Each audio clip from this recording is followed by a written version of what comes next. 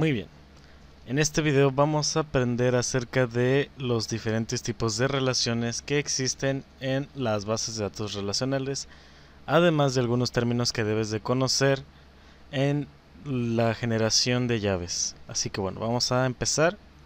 Vamos a hablar sobre la cardinalidad de las relaciones. Por ejemplo, nosotros podemos tener relaciones entre entidades y dependiendo de la naturaleza de la relación, nosotros podemos especificar relaciones de diferentes tipos. Vamos a comenzar hablando de la primera, que es la relación uno a uno, en la que se relaciona una entidad junto con otra única entidad. ¿A qué me refiero con esto? Bueno, vamos a hablar del ejemplo de, por ejemplo, una persona que tiene su identificación. En este caso tenemos dos entidades, una entidad es la persona y la otra entidad es una identificación. En esta relación uno a uno indicamos que una única persona tiene una única identificación. Esta identificación es oficial y es proveída por el gobierno. Entonces, una única identificación va a ser oficial. En este caso, obviamente las identificaciones van cambiando dependiendo de la persona, pero solamente tienen una que es vigente. No pueden tener dos vigentes porque esto traería problemas a la hora de estar trabajando con las identificaciones. Obviamente esto puede cambiar en cada país, pero la regla general es esa. Así que bueno, aquí se dice que hay una relación uno a uno porque una persona no puede tener dos o más credenciales, ni tampoco una identificación o credencial puede pertenecer a una o más personas. Simplemente es uno a uno. Ahora tenemos otro tipo de relación que es uno a muchos, que en este caso hablamos de una entidad junto con muchas. Y por ejemplo, este tipo de relaciones son relaciones que van, por ejemplo, si hablamos de padres biológicos, podremos decir que un padre biológico tiene un hijo y ese hijo tiene un padre y obviamente una madre que son biológicos. Entonces, la relación va de uno, que es el padre o la madre, y muchos, que vendría siendo la entidad de los hijos. Porque un padre puede tener muchos hijos, pero una persona solamente puede tener un padre y una madre biológicas. Así que aquí se podría representar ese tipo de relación. Y la relación también tiene orientación, porque por ejemplo, el uno a muchos va desde el padre a los niños, no de los niños a los padres. Por lo que hay que tener en cuenta en qué dirección estamos orientando la relación. Así que bueno, otro tipo de relación que es una de las más comunes, que es la relación de muchas entidades, que es un muchos a muchos, que son muchas entidades junto con otras entidades. Esto lo podemos ver, por ejemplo, en las clases. Podríamos decir que un maestro tiene muchos alumnos y que muchos maestros, de que muchos alumnos tienen también varios maestros. Entonces aquí se ve este tipo de relación porque un maestro le da a un grupo, pero no únicamente le da a un grupo, le va a dar a más alumnos. Entonces si tenemos la entidad maestro y la entidad alumno, vemos que hay una, en este caso, hay una relación de muchos a muchos. Así que otro tipo de ver esta orientación de las relaciones, que muchos alumnos no únicamente tienen a un maestro, sino tienen varios maestros dependiendo de una materia. Obviamente esto puede cambiar dependiendo de la escuela y de la manera en cómo se enseña, pero por regla general así es.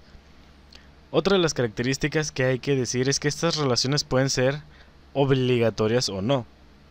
¿A qué me refiero con esto? Bueno, si volvemos al ejemplo de la identificación, en este caso una persona puede tener o no tener una identificación.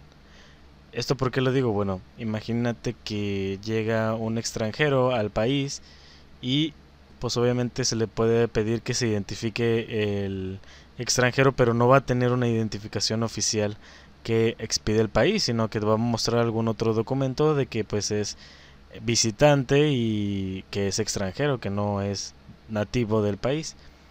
Entonces, lo que estamos indicando que es una relación que no es obligatoria, por lo tanto, no siempre una persona va a tener una identificación. Otra manera de ver esto es que, por ejemplo, una persona no deja de ser persona, tenga o no una identificación. Y esto lo vamos a dejar más en claro con el siguiente ejemplo, donde sí es obligatoria la relación. Por ejemplo, en la relación de padres a hijos, en este caso es uno a muchos, y por ejemplo, un padre, para que sea padre, tiene que tener hijos, si no es, si una persona no tiene hijos, ¿cómo va a ser padre o madre? Esto pues obviamente representa una relación que es obligatoria, porque para ser papá pues tienes que tener hijo y para ser mamá pues tienes que tener algún hijo o una hija. Entonces aquí es ya un ejemplo de, en este caso, relación obligatoria. Ahora otro ejemplo de una relación opcional es el que estábamos platicando de maestros-alumnos. Un maestro no deja de ser maestro porque no le dé clase a los alumnos. En este caso es una persona puede tener como profesión maestro, pero está desempleado, por así decirlo. Podría estar desempleado o está en un periodo de vacaciones, pero la persona en sí, su profesión sigue siendo profesor. De igual manera los alumnos, porque los alumnos en este caso no estén tomando clase, no dejan de ser alumnos si están inscritos en una escuela. Entonces si están guardados en la base de datos, pues siguen perteneciendo como alumnos, haya o no haya clases. De igual manera esto se les puede indicar por un estatus, pero esos van a ser temas que vayamos viendo más adelante. Ahora vamos a hablar acerca de los términos que debes de conocer, que son términos que se utilizan en la teoría de las bases de datos. Vamos a hablar primeramente de la llave primaria. La llave primaria nos sirve a nosotros como un identificador único de cada instancia de una entidad.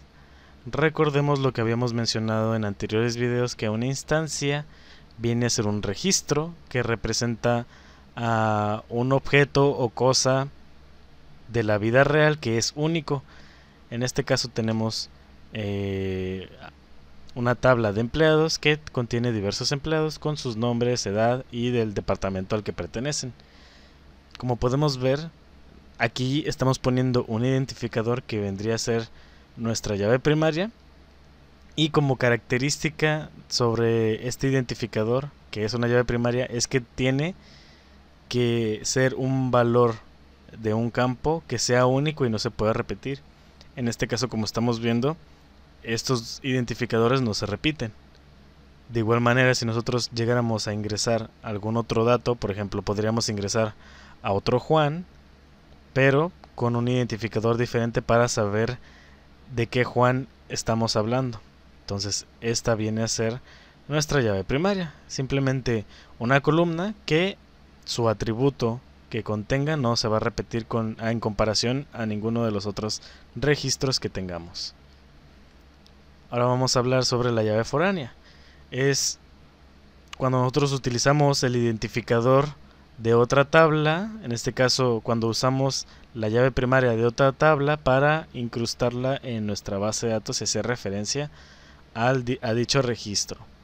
Por ejemplo, aquí tenemos en la tabla anterior, si se fijan, teníamos el nombre del departamento directo, pero obviamente esto no es algo que sea correcto de hacer, porque por ejemplo vamos a ver más adelante propiedades de la normalización y tener en este caso el nombre del departamento para un empleado, o sea, un empleado.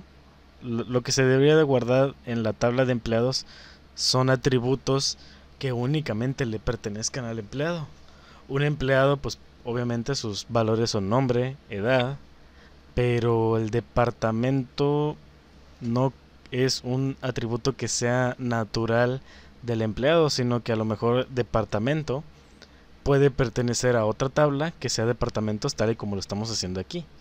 Estamos definiendo una entidad de departamentos separada de la entidad de empleados, y la forma en cómo la relacionamos es a través de su identificador. En este caso, el identificador de la entidad de departamentos se ve utilizada como llave foránea aquí. Recordemos que la llave primaria en la entidad de empleados sigue siendo identificador, por lo que este identificador que estamos usando aquí es la llave foránea, porque hace la conexión con la llave primaria de otra tabla. Entonces, para nosotros poder trabajar con las llaves foráneas, en este caso sí podemos repetir. A diferencia de las llaves primarias, este valor no se repite, pero como vemos en esta tabla de departamentos, en esta tabla de empleados, cuando hacemos la escritura de las llaves foráneas, vemos que aquí se repiten estos dos valores y está correcto hacer esto. No sería un error de integridad de datos, puesto que esto está permitido. Entonces, bueno, ese es el concepto de la llave foránea. Ahora vamos a hablar acerca de la superllave. Estos ya son temas que se refieren a la teoría de lo que son las bases de datos. Nosotros anteriormente habíamos definido únicamente el identificador como llave primaria, pero también se puede dar el caso en el que podamos usar varias columnas o un conjunto de columnas o atributos para poder generar nuestra llave primaria. En este caso, si una llave primaria está compuesta por dos o más columnas, pues ya se habla de que es una superllave. Esto no es algo muy común de hacer, puesto que complica un poco más las cosas del procesamiento, y a la hora de trabajar se tiene que dar el caso en que si yo estoy usando, por ejemplo, este identificador y este nombre, no puede haber ninguna combinación que dé exactamente igual a otro registro. Por ejemplo, si yo tengo estas dos columnas, no puede haber un identificador que tenga este código y al mismo tiempo tenga el nombre de Juan. A lo mejor podría tener este mismo identificador, pero no se podría llamar Juan. O al revés, puede tener el mismo nombre, o sea, otro registro que se llame Juan, pero el identificador tiene que ser otro. Obviamente, como esto representa en este caso un poco de complicadeza, simplemente decir esta columna es la única que no se va a repetir, pues ya es mucho más simple. Pero de igual manera existen los casos en que se puedan usar más de una columna para definir la llave principal. Entonces vamos a continuar hablando sobre las llaves candidatas. La llave candidata puede ser un campo o atributo que es posible hacer la llave primaria. Todo campo o atributo que el valor que contenga que pueda ser único e irrepetible y no nulo. Entonces, las llaves candidatas, por ejemplo, podríamos decir nosotros que el identificador, pues obviamente es una llave candidata porque no se va a repetir. Ahora, supongamos que otra llave candidata, preguntémonos primeramente si nombre, por ejemplo, puede ser una llave candidata. ¿El nombre realmente puede ser una llave candidata? Imaginémonos por un momento nuestro nombre. ¿Cuántas veces no hemos encontrado en la vida real gente o conocido personas que tengan el mismo nombre que nosotros? Pues esto ha sido muy común, porque si tú buscas, por ejemplo, los nombres más comunes, verás que hay muchos nombres que son muy comunes y que se repiten en la gente. Entonces, nombre no puede ser una llave candidata. Tampoco la edad, porque obviamente la edad, pues todos tenemos coincidencias en la edad, entonces este campo tampoco puede ser llave candidata. Ahora preguntémonos si realmente nosotros podemos hacer otro tipo de llave candidata aparte de identificador. Pues sí, podríamos hacer, por ejemplo, una super llave que fuera candidata. Por ejemplo, si juntamos identificador y nombre, ya es otra llave candidata, pero es una super llave que es llave candidata. Esto simplemente son términos que se definen, realmente no. Cuando tú programas una base de datos, no dices, estas son mis llaves candidatas y esta es mi llave foránea y mi llave principal. No, realmente únicamente defines llaves primarias y llaves foráneas y se acabó. Esto de superllave, llave candidata, realmente no lo defines en una base de datos, ni siquiera en un lenguaje, pero pues es parte de la teoría y es importante conocerlo. Ahora, ya habíamos explicado que podríamos crear superllaves como llaves candidatas y, por ejemplo, si juntamos identificador con nombre, pues sí puede ser una llave candidata, porque podemos hacer que identificador sea un valor que no se repite y Juan pues simplemente sí se podría repetir, pero en conjunto con el identificador, pues ya se hace un poco más complejo. Ahora, no podríamos, por ejemplo, hacer una super llave de edad y nombre, porque pues puede haber varias personas que se llamen Juan y tengan 25 años. Entonces, esta no es una llave candidata, aunque sea super llave. De igual manera estoy omitiendo la columna de departamentos porque pues por obvias razones puede haber más gente que trabaje en un mismo departamento que tenga el mismo nombre y la misma edad. Así que como se puede dar esa coincidencia, pues descartamos. Continuando, vamos a hablar acerca de las llaves naturales y las llaves artificiales. Una llave natural es aquel identificador único que proviene naturalmente de la entidad. Este campo naturalmente proviene de alguno de los atributos de una entidad. Por ejemplo, aquí estamos hablando del empleado. ¿Qué atributo normalmente queremos guardar del empleado? Podemos guardar, por ejemplo, el nombre. Podemos guardar, por ejemplo, la edad.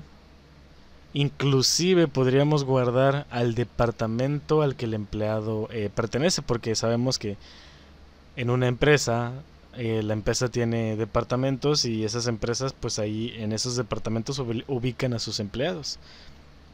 Entonces son atributos que normalmente van relacionados con la entidad. De igual manera nosotros podríamos poner, por ejemplo, un libro. Un libro podríamos añadirle en este caso una fecha de publicación, una categoría, la categoría a la que pertenece, ciencia ficción, comedia, romance, etcétera, etcétera. Y ese tipo de atributos son los atributos que son los atributos normales, los que normalmente tendría, como por ejemplo una persona tiene un color de piel, un color de cabello, tamaño de estatura, una edad. Todos esos atributos son cosas naturales. Ahora, ¿qué pasa con las llaves que son artificiales? Llave artificial o también llave sustituta es aquella llave primaria definida de un atributo que es incrustado en la entidad. Estos campos no tienen nada que ver con la entidad y solamente sirven como identificador único de la instancia, solo que no aportan más información sobre las instancias. ¿A qué me refiero con todo esto? Bueno, una llave artificial o sustituta viene a ser un identificador como este que está aquí, que no aporta información extra ni natural de la entidad, en este caso empleados. Nosotros hacemos esto simplemente para identificar un empleado de otro por medio de un código, pero realmente esta persona, este empleado no nació con ese código, por ejemplo, sino que se le fue asignado cuando fue contratado para poderlo diferenciar de los demás empleados. Entonces esta es una llave que es artificial. En la teoría se recomienda que se trabajen llaves naturales. Inclusive una llave natural también podría ser el conjunto de varios atributos, es decir, una super llave. Y pues también se prefiere, o bueno, eso al menos dice la teoría. Ya en la práctica y dependiendo de las necesidades de la empresa, pues estaremos utilizando más las llaves artificiales sustitutas, pero se recomienda que sean mejor llaves naturales, aunque lo más común sean este tipo de llaves. Pero bueno, son conceptos que debes de conocer por si algún día llegas a tener alguna entrevista de trabajo y te ofrecen el puesto de desarrollador de base de datos y a lo mejor te hacen preguntas como por ejemplo, de esta tabla, ¿cuál crees que sea la mejor para crear una llave natural? Y bueno, ya tú vas a saber qué es una llave natural. A lo mejor te pueden hacer eso para saber si realmente sabes del diseño y creación de base de datos. Así que bueno, en el próximo video vamos a estar hablando del último tema antes de pasar ya a aprender código para ir construyendo nuestras bases de datos. Y el siguiente tema va a ser la normalización de las bases de datos y algunos términos que debes de conocer sobre la normalización. Así que nada, te espero en el siguiente video para poder hablar de la normalización. Nos vemos.